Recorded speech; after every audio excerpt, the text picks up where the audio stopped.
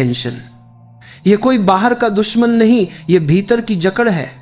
कभी गौर किया है, जब कोई घाव शरीर पर होता है तो वह धीरे धीरे भर जाता है, पर जब घाव मन पर होता है वह हर पल रिश्ता रहता है।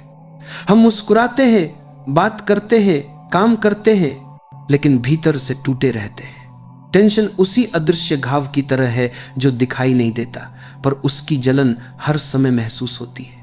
हर इंसान आज किसी न किसी बोझ में दबा है। किसी को पैसे की चिंता है, किसी को रिश्तों की, किसी को भविष्य की। हम हर पल किसी न किसी अगर और लेकिन में उलझे रहते हैं, और यही उलझन धीरे धीरे तनाव में बदल जाती है। फिर हम सोचते हैं काश मेरा दिमाग थोड़ा शांत होता, पर सच्चाई यह है कि दिमाग कभी शांत नहीं होता जब तक हम उसे शांत रहने की अनुमति न दें। तनाव इसीलिए पैदा होता है क्योंकि हम जीवन को जैसा है वैसा स्वीकार नहीं करते। हम उसे जैसा हमें चाहिए वैसा बनाने की कोशिश करते हैं। हम चाहते हैं कि लोग हमारी बात समझे, पर खुद किसी की बात सुनना नहीं चाहते।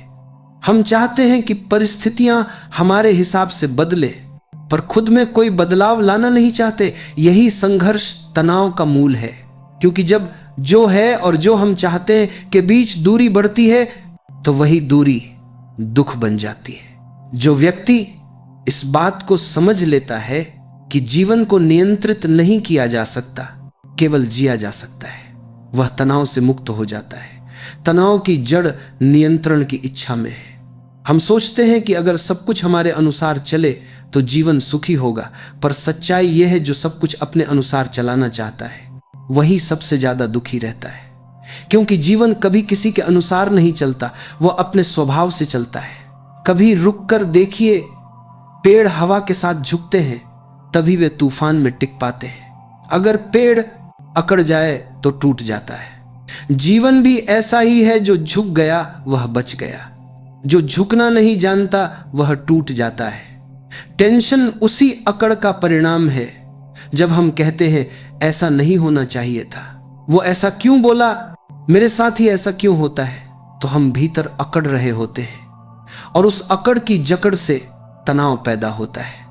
तनाव हमेशा भूत या भविष्य से जुड़ा होता है, कभी भी वर्तमान से नहीं। जब हम सोचते हैं वो दिन खराब था, काश मैंने ऐसा किया होता, या फिर आगे क्या होगा अगर ऐसा न हुआ तो हम या तो अतीत में जी रहे होते हैं या भविष्य में, और इस बीच वर्तमान फिसल जाता है। जो व्यक्ति वर्तमान में नहीं है वह हमेशा बेचैन रहेगा, क्योंकि जीवन केवल वर्तमान में बहता है।